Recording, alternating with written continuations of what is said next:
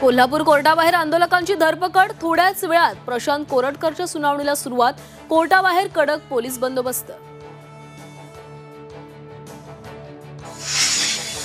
त्र्यंबकेश्वर हेच खरं कुंभमेळ्याचं स्थान, त्र्यंबकेश्वरात शैव तर नाशिकमध्ये वैष्णवांचं स्नान, शैव आखाड्याचे महामंत्री हरिगिरी महाराज यांचा दावा।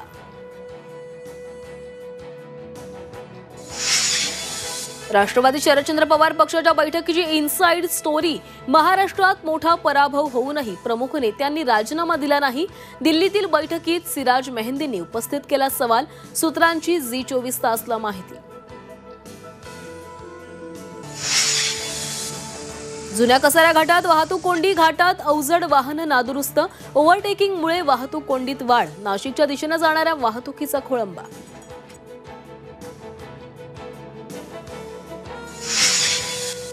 पत्नीची हत्या करून पती बंगळुरूहून पुण्याला पळाला, पोलीस मागावर असल्याचं कळताच आरोपीचा विष पिऊन आत्महत्येचा प्रयत्न, शिरवळमधून घेतलं आरोपीला ताब्यात।